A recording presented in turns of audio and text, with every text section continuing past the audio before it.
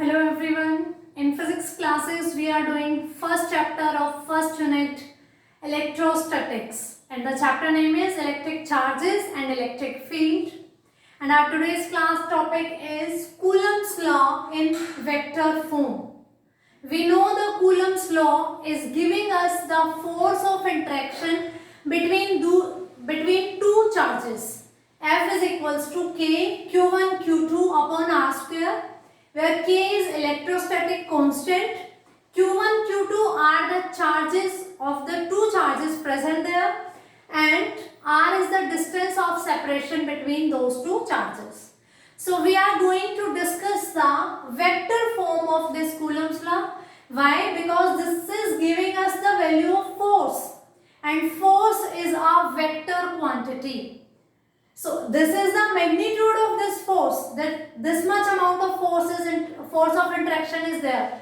But in which direction?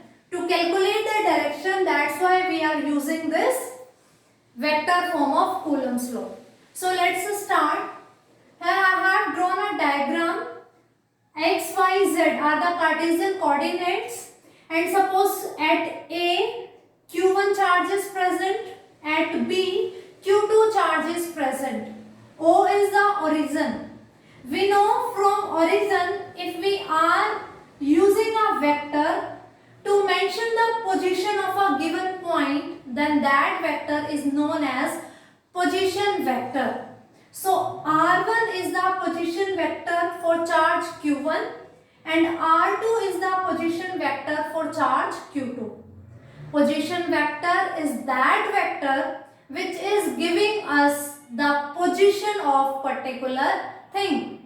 So here Q1 and Q2 two charges are there. So R1 and R2 from origin, they are representing their position, that's why they are position vectors. Now the distance between Q1 and Q2, it is given by displacement vector. In 11th class in vectors chapters, you have already done these things. These are the position vectors, and distance between the two positions is given by displacement vector. So before calculating this, I would like to memorize you about the triangle law of vector addition. If we have three vectors such that collectively they are representing a triangle, then we need to move in such direction that head of a vector is colliding with the tail of another vector. Suppose we are moving from here, this direction, tail, head, then this direction, tail, head. Then while coming here, direction is reverse. Here is head and here is tail. So using this triangle, we know that A plus C will be given by B. The two vectors which are connected with each other such that the head of one is connected with the tail of another.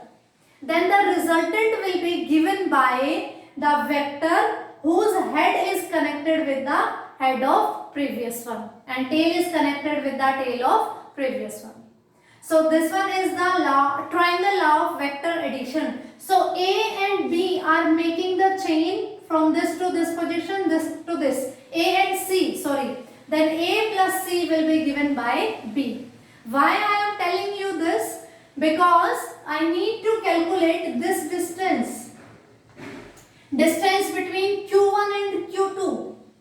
Suppose I am denoting R12 vector in this direction. R12, separation of charge 1 from the charge 2. R12. Then using this triangle law, I can write that R1 plus R12 equals to R2. Now I think you get why I told you about this.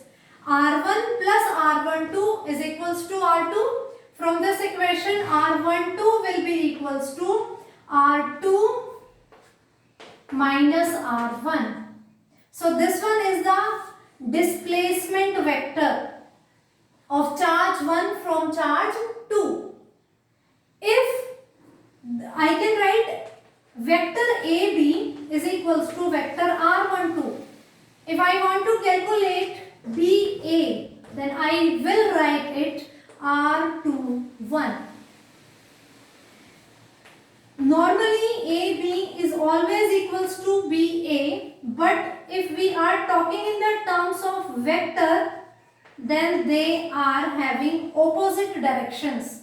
So they are equal but with a negative sign. So AB vector means direction is from A to B, and BA vector is direction from B to A. So AB will equals to minus of BA, or I can write r12 vector is equals to minus r21 vector. r12 is given by r2 minus r1. Similarly, I can write r21 is equals to r1 minus r2 vector. Then this arrow will be upside. So r1, r2 are the position vectors of two charges. r12 or r21 are the displacement vectors of these two charges. And of course, in magnitude they are same, r12 and r21, but their directions are opposite. That's why a negative sign will be there. One more thing you have done in 11th class, a cap vector. R cap means it will tell the direction only of vector r. Only direction it will tell. And its formula is r vector upon its magnitude. So I can apply this thing to r12 and r21. Cap means only direction. Means direction of r12. It is from A to B. So it will be given by r12 vector upon r12. And r21 cap will be given by r21 vector upon r21 magnitude. These all are the concepts you have already done in 11th class in chapter vectors. Position vector, displacement vector, triangle law of addition, and direction of a vector. So this was only the arrangement of the two charges. We have two charges, Q1 and Q2, and in Cartesian coordinates r1, r2 are their position vectors, r12 is the displacement vector. We have calculated their relation and their directions. So now let's start to calculate the force of interaction between these two charges. For this, let us suppose that Q1 and Q2 both are positive charges or both are negative charges. I mean, I can say both are similar charges.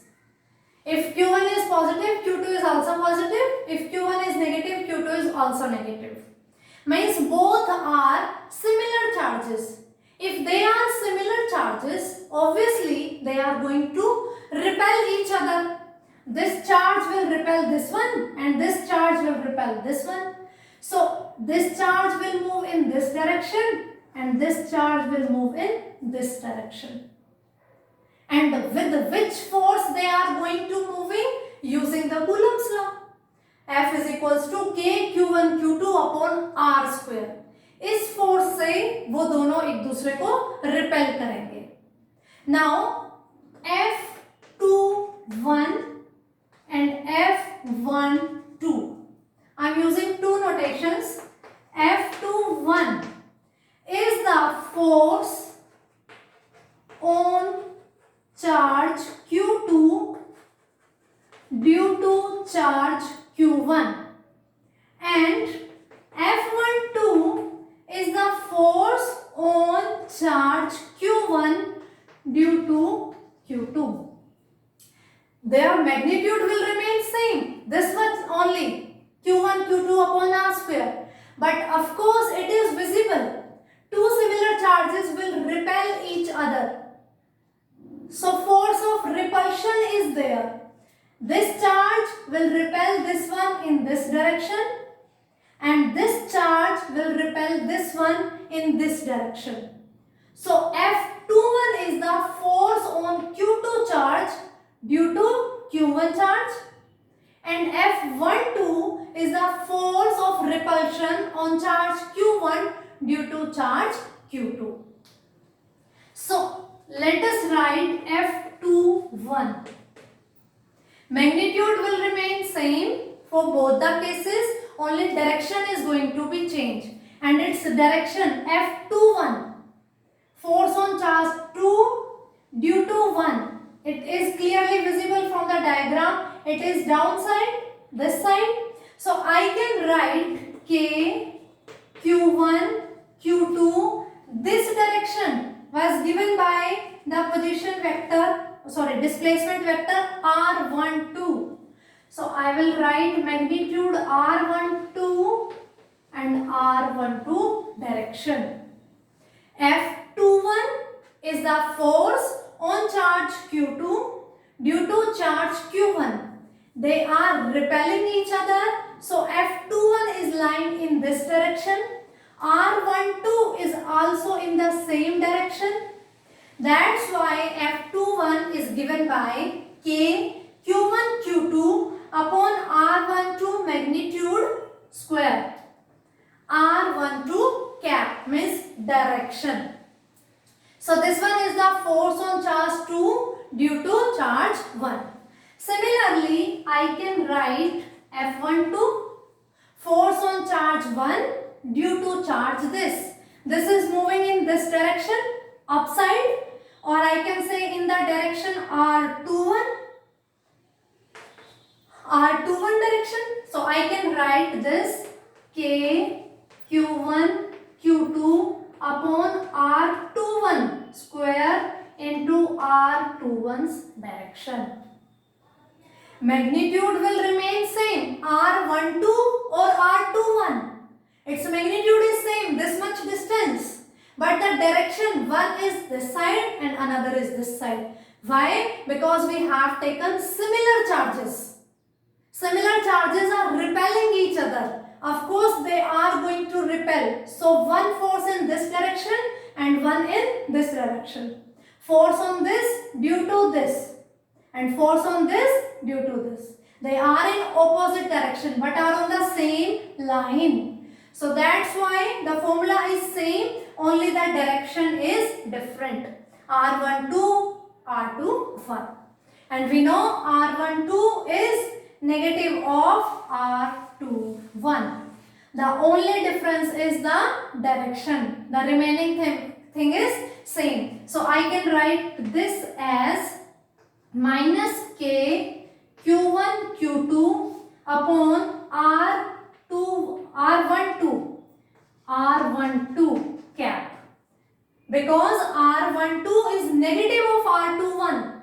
They are representing the same length but in the different directions. So R21 is equals to minus of R12. And in the denominator, this is square of R12. This is magnitude. So it will remain same. So I can write from these two equations, F21 is equals to minus F12. If we leave the direction, then the magnitude is same for both the forces, only direction is changed. We discussed in our previous class that force is directly proportional to product of charges. Both the charges are important and direction is due to repulsion in the opposite sides. So F21 is equals to minus F12. This is the vector form of force of interaction between two charges. We can write it in one more form. Let's see.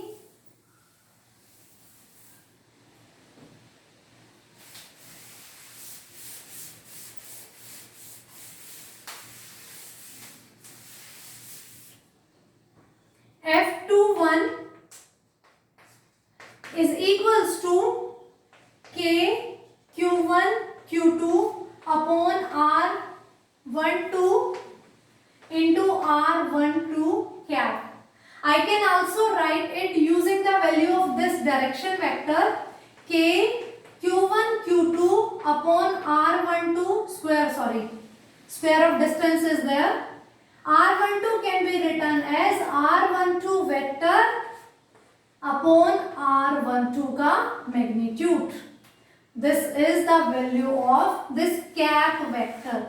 So I can write K Q1 Q2 upon R12 cube R12 vector F21.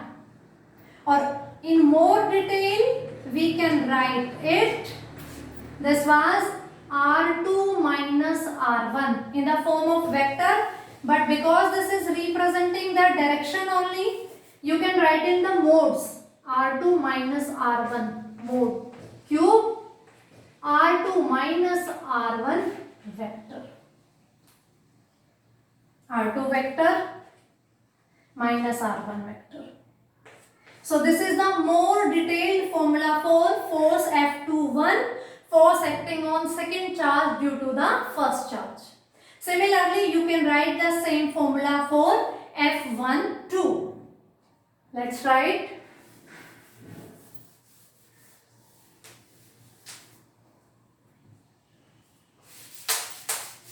In exam also, no need to derive the thing two times.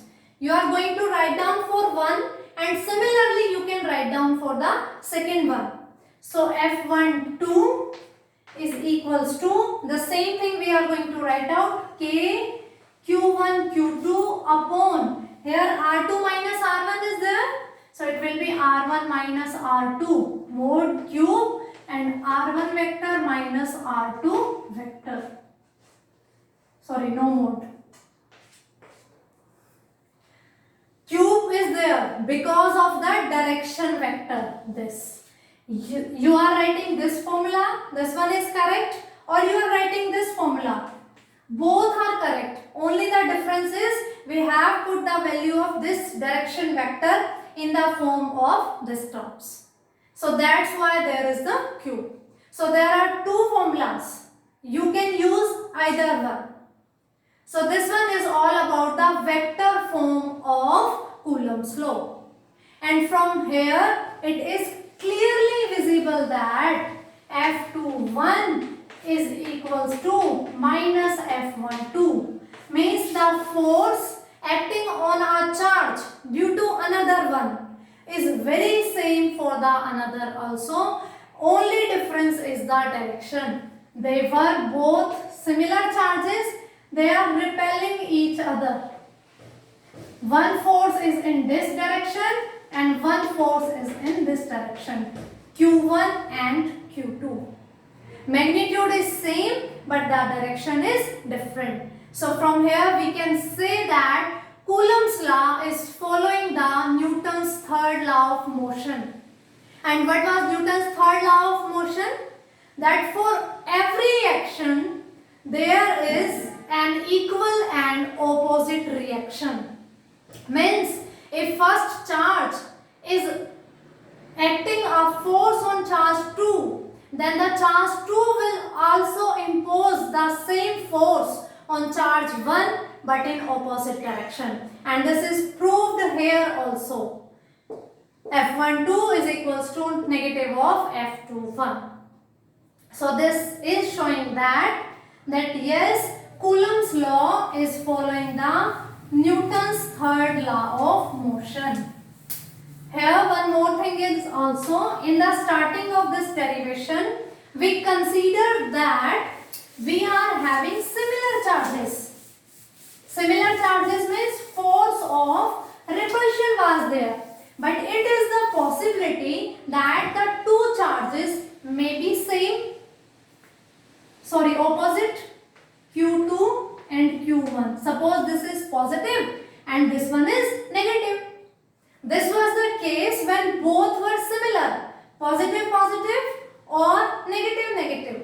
But it is also the probability that they may be opposite. Of course, if they are opposite signs, then they are going to attract each other. They are going to attract each other. This. So F21 and F12. Again, they are lying in opposite directions. So this condition is valid for both similar charges as well as for opposite charges, because the direction of forces was opposite here and the direction of forces is opposite here also. This charge is attracting this charge. ये इसको attract कर रहा है in this direction, and this charge is attracting this one in this direction. This direction, both are opposite direction. ये इस direction में move कर रहा है, वो इस direction में. वो दोनों charges are having opposite directions. So whether we are taking similar charges or we are taking opposite charges, the thing will remain same, the law will remain same. In both the conditions, it is following the Newton's third law of motion. Now let's discuss some conclusion of the Coulomb's law. The very first conclusion is very clear that it is following the Newton's third law. Newton's third law. That for every action there is an equal and opposite reaction. From this formula it is also well clear. The second thing is, it is similar to the force of gravitation acting between two masses, and electrostatic, this is gravitational force, electrostatic force is K, Q1 Q2 upon R square. This is the force of attraction between two masses, and this is force of interaction between two charges. It may be attractive or it may be repulsive. The value of G was 6.67 into 10 to the power minus 11 Newton meter square per kilogram square, and the value of K is 9 into 10 to the power 9 Newton meter square per coulomb square. If you are comparing these two values, it is having 10 to the power minus 11 and it is having power 10 to the power plus 9. That means K is much greater than G. That means electrostatic force is much stronger than gravitational force. One example is there na, when we are rubbing the comb in our hairs, it starts attracting the small pieces of paper. That comb is attracting the small pieces of paper, and on those pieces of paper gravitational force is already existing. Still comb is capable of attracting those papers. Why? Already gravitational force is acting on the papers and comb is attracting those papers against those gravitational forces. So this is the proof that yes, electrostatic force are much greater than the gravitational forces. It is following the Newton's third law.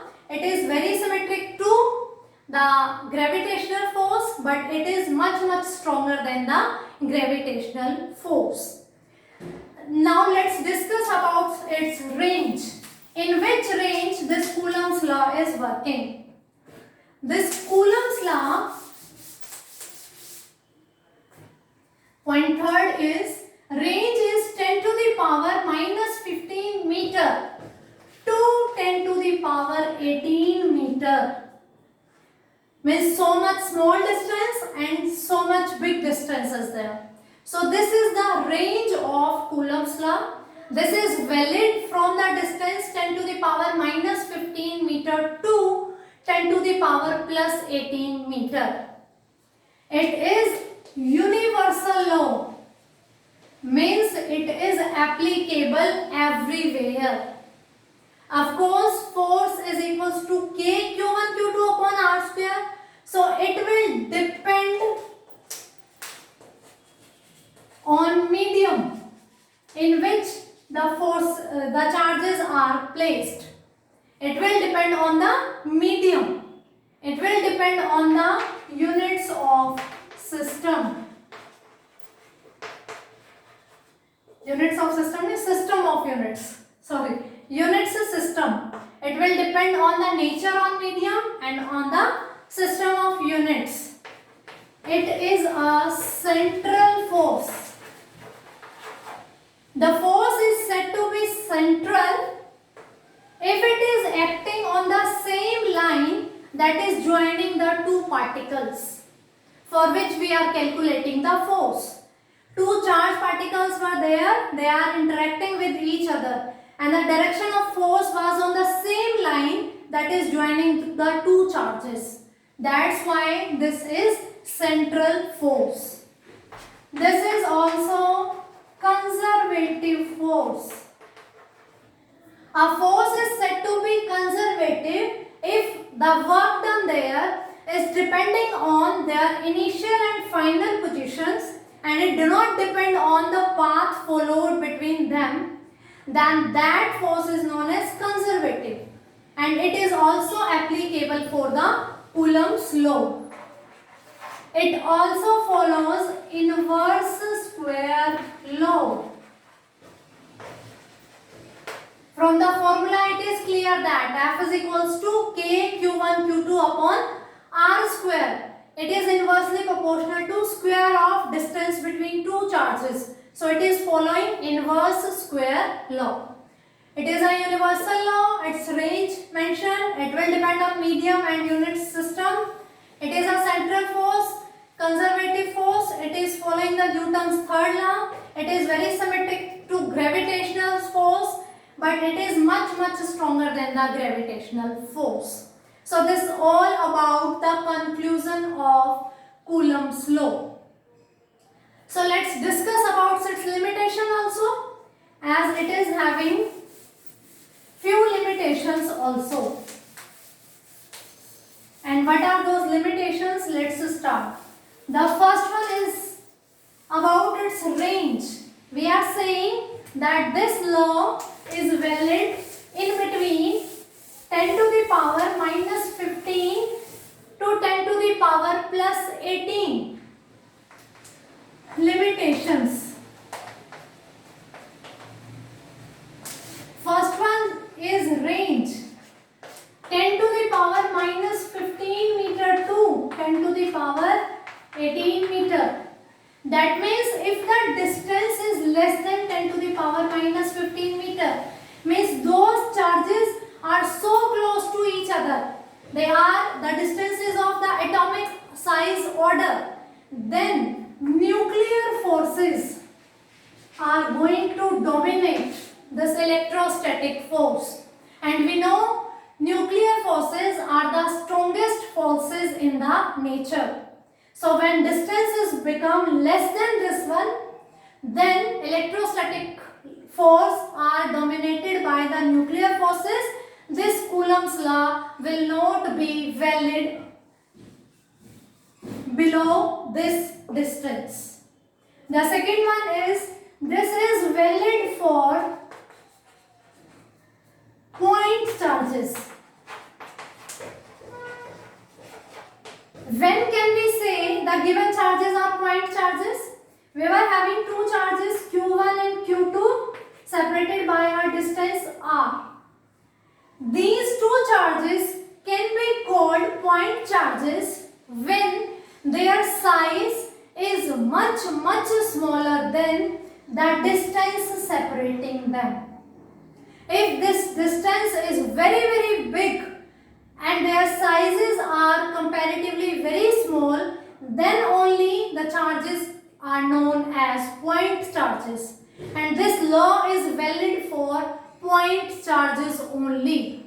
If we are having bigger charges and smaller distance, then this law is not valid. So this is valid for point charges. This one is also the limitation. Second one is, it is valid only for the charges which are at rest. So this law is valid only for the charges which are at rest. They are not in motion. So these are the limitations. Our chapter's name is also electrostatic, charges at rest. Whatever topic we are learning, whatever topic we are discussing, that is all about the charges at rest. So Coulomb's law is also valid for only those charges which are at rest, which are point charges and which are away from more than this distance. If they are closer than this distance, then nuclear forces are going to dominate the electrostatic forces because they are the nature's strongest forces. So this one all about the Coulomb's law. Coulomb's law, its vector form, its conclusion and its limitations. So here Coulomb's law finished.